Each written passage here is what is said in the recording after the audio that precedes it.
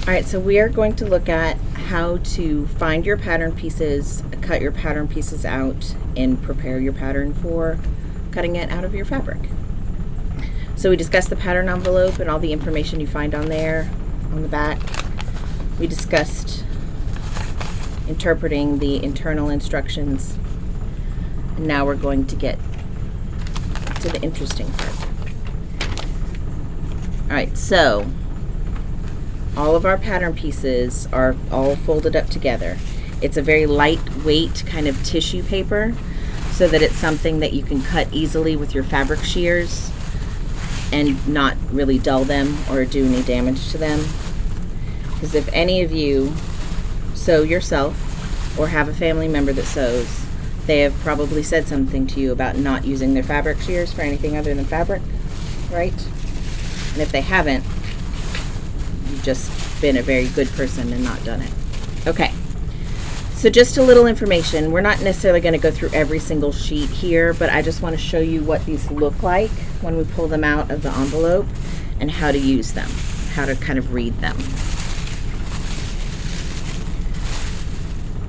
So when we looked inside our pattern instructions, it told us that for the vest we needed pieces 1, 2, 3, 4, 5, and 6.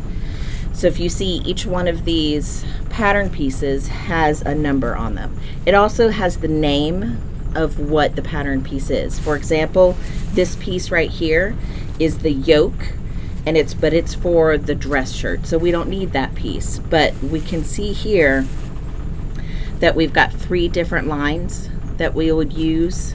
So there's the extra large, XXL, XXXL. So that tells us which line we need to cut on for the size that we're going to use. Some patterns have different type lines, like they'll break the lines up and have different line patterns for each size. This one does not, so you just have to be very conscientious about which one. If you want to be nice and safe and make sure that you're cutting the correct one, then what you could do is you could trace the line that you need so that when you go to cut that line, you'll be able to easily tell which one it is.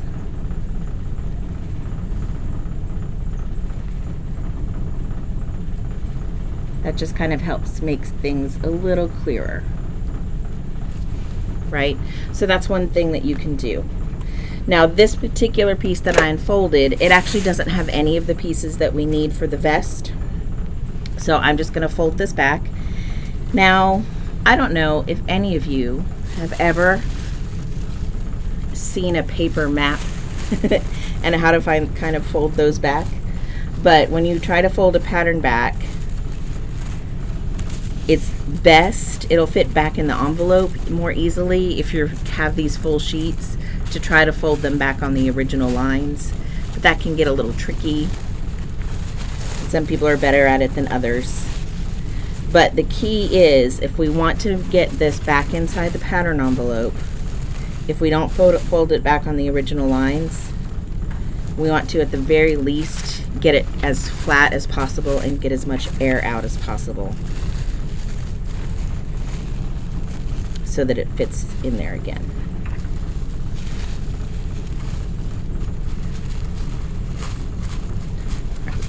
So that piece will go back in later. And then this is the sleeve and the collar band for the shirt, so we don't need this one either. Let's get this one out of the way.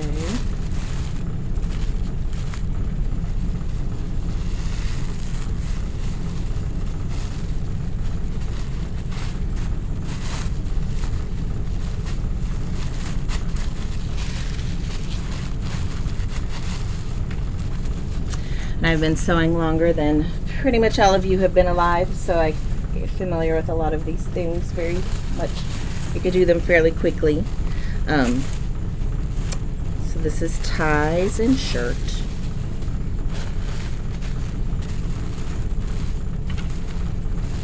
Oh, wait. Haha, there's piece number 5. That is a piece that we need for the vest. Okay, so we have identified one of our vest pieces. We'll open this up. Now you can do one of two things. When we are cutting patterns to use for the theater, we generally want to be able to use this pattern again. So we would do a couple of possible things. We might leave this on the sheet as it is and trace the pattern onto the fabric, or trace it onto another piece of paper or poster board or something like that, so we have the piece that we need, but we keep the integrity of the original pattern so we could use it again. But if you're not going to be doing that, well, you could also cut the pattern piece out loosely around all the sizes and do that as well. And that's another way to kind of preserve the pattern. And that's what I'm doing here. So I'm just kind of cutting. I'm not cutting on the cutting line. I'm just cutting loosely around the piece so that I can have access to the piece, but I've not cut away any of the other sizes. So that's the only one on here. Now this is a little harder to fold on the cutting on the original lines now that we've cut a piece out.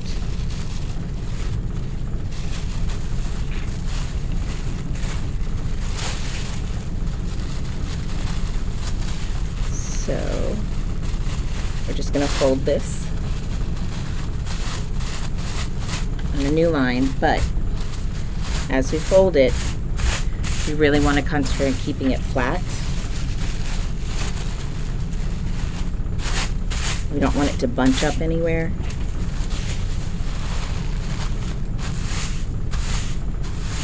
Press that air out. All right, so again, if it's not on the original lines, it's nice and flat.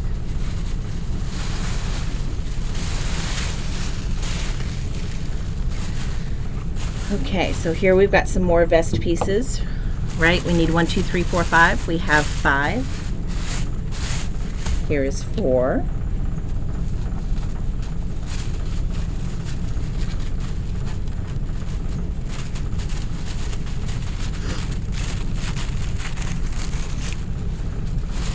And 6.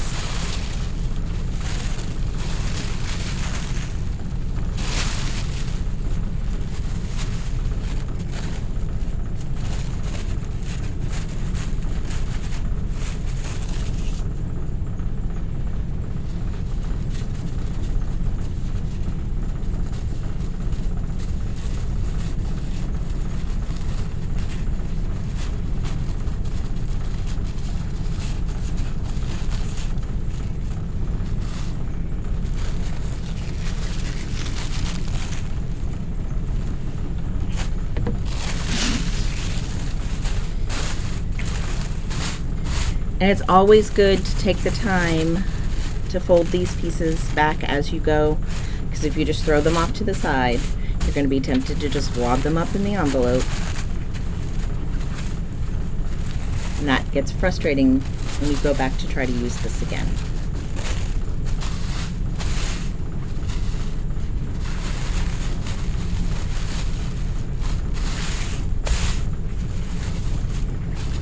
Almost always better to kind of clean things up as you go rather than after the fact. All right, we know we need 3 more.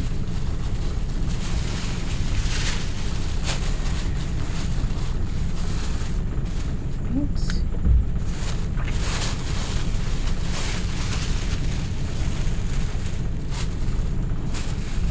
Just piece number 3.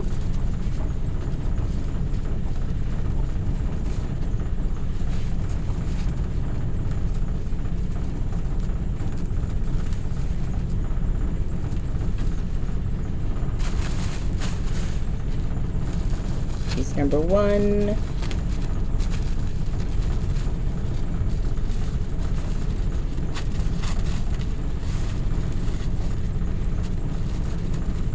Even though I'm rough cutting, you want to be very conscious of the other pattern pieces, because if I just hack through those, if I do want to go back sometime and make the shirt and I've compromised the pattern, well, that doesn't help anybody.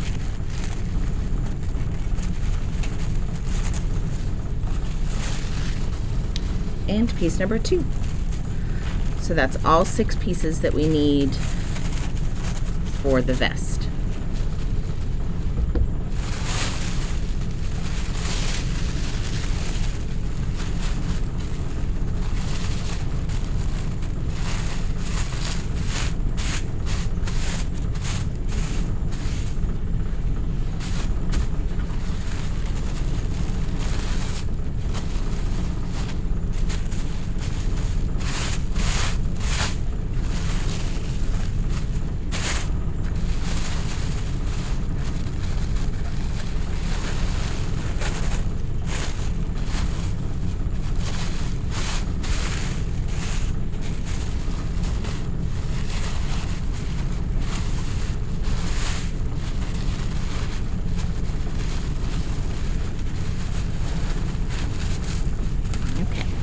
Now these pieces we don't need anymore. We don't want them to get lost.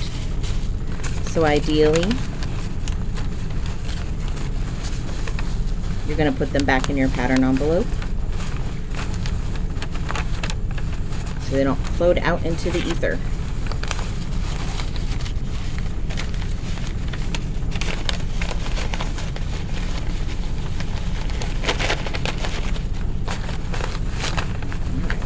Those are all the parts we don't need. So now we have our pattern pieces 1 through 6. Now if you see there's a lot of crease lines and fold lines in here, some people like to press their pattern pieces out to get rid of those so that you have a little bit more truer, so you've got a truer fit, so it's laying completely flat. I tend to pin it instead. Just pin it nice and flat. I'll kind of brush it out with my hands. So either way, like I said, that means you can press this. It is paper, but you just want to turn, this is one of the instances where you won't use steam. So if you turn your steam off and just lightly run the iron over it and get rid of those creases. Now like I said, this is a multi-size pattern. I've chosen to make the extra large, which is the smallest of the patterns in this set. So you see there are some lines, like here, there's just one line, so that's the same for all sizes, but then we start to break off into different lines at different points on the pattern. So you just want to be very conscientious about following the correct line. Like I said, tracing that line is a really great idea.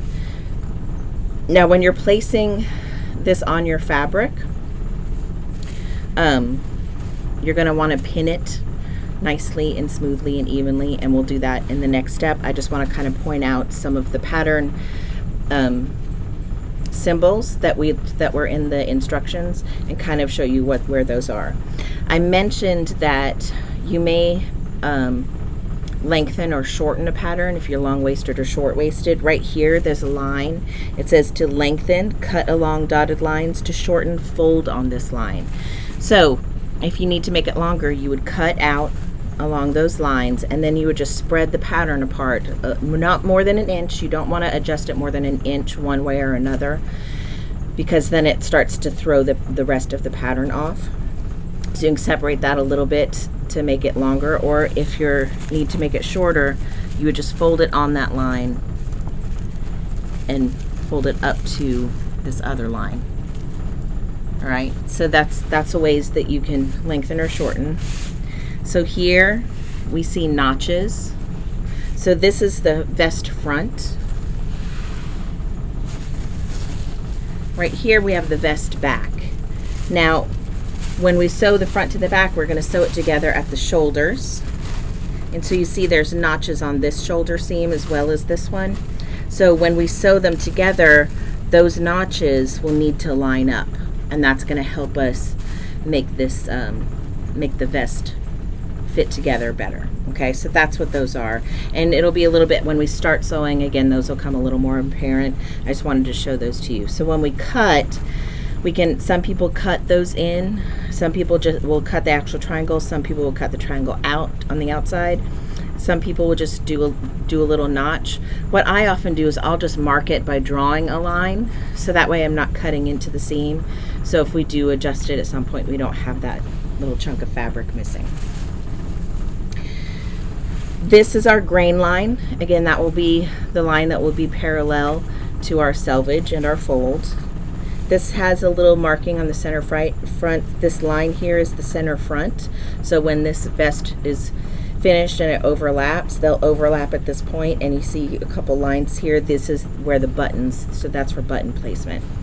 This little kind of little V-shaped thing is called a dart, and fabric is two-dimensional, it's flat, but bodies are three-dimensional, so we have to manipulate the fabric so it fits the body.